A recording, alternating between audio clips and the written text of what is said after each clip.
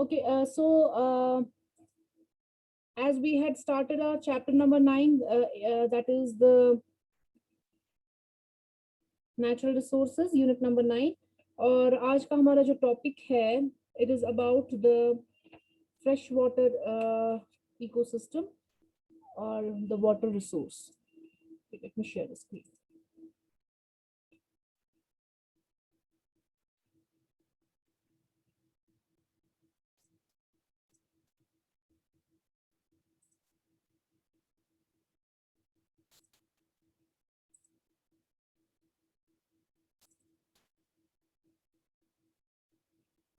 Okay, अभी तक जो हमने पढ़ा था इसमें नेचुरल रिसोर्स में हमने बहुत सारे रिसोर्सेज के बारे में अभी तक पढ़ चुके हैं। हमने लास्ट टाइम जो एनिमल रिसोर्स के बारे में पढ़ा था, और आज जो है हमारा topic that is related with the water resource.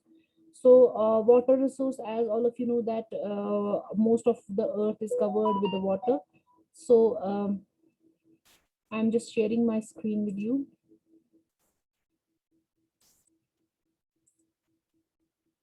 Okay, everybody can see my screen? Yes, ma'am. Yes, ma'am. Okay, so when we talk about the water resource, we are saying that because earth is covered with 97% of the water, so but all that 97% is not at all usable for the human consumption. क्योंकि ये जो salt water है ये हम इस्तेमाल नहीं कर सकते हैं. सिर्फ 3% जो है जमीन का पानी जो है that is including the fresh water. And fresh water जो है it also includes the जो हमारा rivers, lakes, streams हैं, और इसमें हमारा underground water भी जो है वो included है इस fresh water ecosystem में. So this fresh water ecosystem, when we talk about the fresh water, we are separating the sea water and we are separating the brackish water. इन दो चीजों को separate करके जितना भी पानी जमीन पे है that includes in the fresh water. So fresh water जो है it is characterized with like it doesn't have so much of salt. It is having very low amount of salts and it is having some minerals, and that is drinkable. वो हम पानी P सकते हैं, वो हम consume कर सकते हैं, वो हम लोग अपनी चीजों के लिए इस्तेमाल कर सकते हैं. So जो fresh water है ये अंडरग्राउंड वाटर भी आ सकता है, ग्राउंड वाटर भी इसमें इंक्लूड है, और इसमें सरफेस वाटर भी इंक्लूड है. Now if we are talking about the fresh water, if in today's century we can say that this fresh water is not directly used as a drink for drinking purposes. अगर हम आजकल देखें जो हम river streams का पानी है वो हम डायरेक्टली कंज्यूम नहीं कर सकते हैं आज के ज़माने में फॉर ड्रिंकिंग पर्पसेस.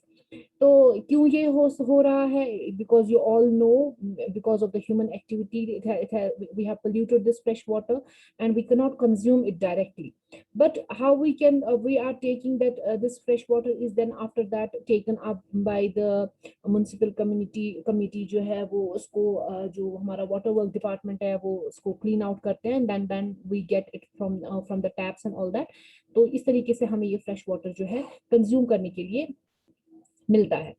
सो अब किस तरीके से ये हमारी जमीन पे ये फ्रेश वाटर किस तरीके से आता है ये भी आपको पता है बाय द हाइड्रोलॉजिकल साइकिल, जो हमने ऑलरेडी इससे पहले वाले चैप्टर्स में पढ़ा है. हाइड्रोलॉजिकल साइकिल की वजह से जो है ये साइकिल बनता है और हमारे जमीन पे ये पानी जो है ये in the form of rivers, lakes, streams की शक्ल में आता है. लेकिन जब हम फ्रेश वाटर की बात करते हैं, अब हमारे नजरों में जो ये रिवर्स हैं, लेक्स हैं, स्ट्रीम्स, ये ऑलरेडी पोल्यूट हो चुकी हैं because of the various human activities. All the industries and factories which are working near by the rivers and streams, they are throwing their effluent, जो भी जितना वेस्ट वाटर है वो सारा rivers and water rivers, lakes में चला जाता है, and ultimately it is going into the sea. But first of all, it is creating a pollution in all the rivers, lakes and streams. पहले सारी जगह पर खत्म होके ये पोल्यूट होके ये वापस सी में ही चला जाता है. Now coming to the what are the major threats to the freshwater ecosystem. जब हम इकोसिस्टम की बात कर रहे हैं फ्रेश वाटर, तो हम यहाँ पर बात कर रहे हैं सारे उन कंपोनेंट्स की जो वहाँ उस फ्रेश वाटर में रह रहे हैं. We are talking about all the living beings which are present in that fresh water, like we have fish, we have various phytoplanktons, we have zooplanktons, we have various plant species which are thriving in that freshwater ecosystem. So freshwater ecosystem की जब हम threat की बात करते हैं, we are saying that various types of fish which are present in the water, in the freshwater like rivers, we have lakes, so they are being threatened. Okay, they according to IUCN, अगर IUCN का data हम देखेंगे, उस data के हिसाब से लगभग 5000 species जो फिश की हैं, they are under the threatened species. We have categorized them under the threatened species.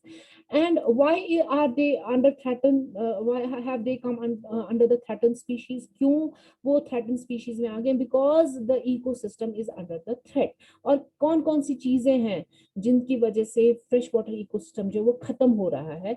तो पहला जो पॉइंट है, that is the habitat modification, fragmentation and destruction. अब मैं आपको इस तरीके से ये एक्सप्लेन करूंगी. हैबिटेट मॉडिफिकेशन में हम बोलते हैं कि जो हमारे रिवर्स हैं, जो हमारी बड़ी बड़ी जो रिवर्स हैं, उनमें डैम्स बनाए जाते हैं, उनमें hydro electric projects, multipurpose projects जो है वो बनाए जाते हैं. उसकी वजह से जो है हम लोग पानी रोक देते हैं, क्योंकि फिश जो है उनकी बहुत डिफरेंट पॉपुलेशन जो फिश की है, they thrive in these rivers and lakes. So क्या होता है कि जब हम लोग इस हैबिटेट को एक मॉडिफाई कर रहे हैं, हम उसको स्टॉप कर रहे हैं, तो बहुत सारी जो फिश की पॉपुलेशन है, वो उनका रिप्रोडक्टिव जो उनका स्टेज जो है, उसमें उसमें that is creating a hamper, that is hampering the reproductive this stage of fish, and that is why we can see a decline in various fish species. Okay, because of these dams built near the rivers, big rivers and lakes. So we have seen that from 1960 to 19 after 1960 we have seen the various agricultural, we have seen various hydro projects coming up, and we have also seen the decline in the population of fish. We have also seen the decline in the population of fish because of this modification in this modification and fragmentation. So this is एक तरीके से तो हमें फायदा मिल रहा है, हमें electricity generate हो रही है, बाकी चीजें हमें इन प्रोजेक्ट से मिल रहा है, लेकिन हम लोग इकोसिस्टम के बारे में अगर देखें, then it is creating a disturbance and it is creating in problem in the fresh water ecosystem. It does create a problem in that, क्योंकि इससे उनकी फिश की जो लाइफ साइकिल है उसमें डिस्टर्बेंस आ जाती है. और जो एक टाइप का जब हम लोग ये डैम्स वगैरह बना देते हैं, it creates illegal fishing, over fishing भी एक प्रॉब्लम आ जाती है जब हम इन डैम्स में देखा जाता है. जब क्योंकि हम लोग जब इसको एक जगह पर स्टोर कर देते हैं इस पानी को, तो वो जो मछलियां हैं वो एक ही इलाके में, एक ही एरिया में वो कन्फाइंड हो जाती हैं, और ओवर फिशिंग के ज्यादा चांसेस जो है वो बढ़ जाते हैं. तो फिश बेचारी है जो ये होती है, पॉपुलेशन जो फिश की है, ये इधर उधर मूव नहीं कर पाती है. It can't move from one place to another. So इसका एरिया जो है वो कन्फाइन हो जाता है एक ही जगह पर, and it is creating a disturbance in all of its life cycle. Second, we have invasive species. For various purposes we have introduced some other species in the freshwater ecosystem. बहुत सारी चीजों में हम लोग अपने कुछ ऐसी स्पीशीज को इंट्रोड्यूस करते हैं अपनी चीजों के लिए. Like we have to control, if we have to control malaria, okay, mosquito के लार्वे को कंट्रोल करने के लिए हम लोग ने इंट्रोड्यूस किया mosquito fish. So mosquito fish जो है, it eats the mosquito larvae, and it's a biomedical measure how to control the mosquito larvae in the fish, in the water. But that mosquito fish has created a problem. It has attacked not only that larvae also, but it has decreased the other population of the fish. So this is a counter चीज हो गई है invasive species को introduce करते ही, कि अपनी कुछ species जो है, species जो fish की हैं वो कम होती जा रही हैं. We have various, I have given a various case studies. एक तो केस स्टडी मैंने आपको पहले ही बता दी, ये जो मॉस्किटो लार्वे को कंट्रोल करने के लिए हमने मॉस्किटो फिश का इंट्रोड्यूस किया है. And then we have sometimes we are introducing some fish ताकि हमारा जो एक्वाकल्चर है वो बढ़ जाए. अलग अलग पॉपुलेशन जो है फिश की, जो for our commercial purposes, for the cultural purposes, हम लोग नए नए फिश की स्पीशीज को इंट्रोड्यूस करते हैं. और उनको इंट्रोड्यूस करने से क्या होता है कि जो बाकी जो फिश है, जो उस एरिया की फिश होती हैं, इस लेक में जो फिश होती हैं, उनमें कंपटीशन बढ़ जाता है. कंपटीशन बढ़ जाता है for the food, for the production and for other life processes. और उस तरीके से जो हमारी अपनी जो लोकल फिश जो होती हैं वहाँ की, उनकी जो स्टेज है, उनका जो लाइफ साइकिल, वो हैम्पर हो जाता है और उनकी पॉपुलेशन इससे डिक्रीज हो सकती है. Then the third problem is the overfishing. Overfishing, जैसे मैंने आपको इससे पहले भी एक बार बताया है, ये एक बड़ा मेजर प्रॉब्लम है. जब हम पढ़ते हैं overfishing, we are saying that fish industry जो है वो दिन ब दिन पूरी वर्ल्ड में बढ़ती जा रही है. तो इसमें क्या है, इसमें सबसे बड़ा प्रॉब्लम ये है कि जो बड़ी मल्टीनेशनल कंपनीज हैं जो फिश प्रोडक्शन के साथ डील करती हैं, वो बड़ी बड़ी मशीनरीज का इस्तेमाल करते हैं. और excess amount of the fish is being caught from the rivers and lakes and from the sea, mostly from the fresh water. So because the demand is increasing, the food demand is increasing, so they are overfishing it more and more fish are being caught. And in this पे एक जो equilibrium जो है fresh water का जो equilibrium है वो disturb हो जाता है, और उसकी वजह से जो है प्रॉब्लम हो जाती है. वो हमारा जो फिश का पॉपुलेशन है वो डिक्रीज हो जाता है. Like most of the time in various countries, like we have China and all that, mostly the southern the Asian countries, where the eel जो है it's a good source of food. And that उसका जो population है, उसकी जो population है वो decrease होती जा रही है. In various European countries we have seen, because their overfishing of eel is being done. Overfishing हो रही है इन eels की, और उनकी population जो है वो दिन ब दिन decrease हो रही है. Then we have environmental pollution. Again, जो हमारे जो इंडस्ट्रीज है, जो डोमेस्टिक वेस्ट है, जो हमारा इंडस्ट्रियल वेस्ट है, वेस्ट वाटर है, वो सारा कहाँ चला जाता है? वो हमारे रिवर्स और लेक्स में चला जाता है. Increasing the creating an eutrophication of the lakes, जो मैंने आपको इससे पहले ये टॉपिक पढ़ाया हुआ है. यूट्रोफिकेशन हो जाता है, the ageing of lakes and rivers is taking place.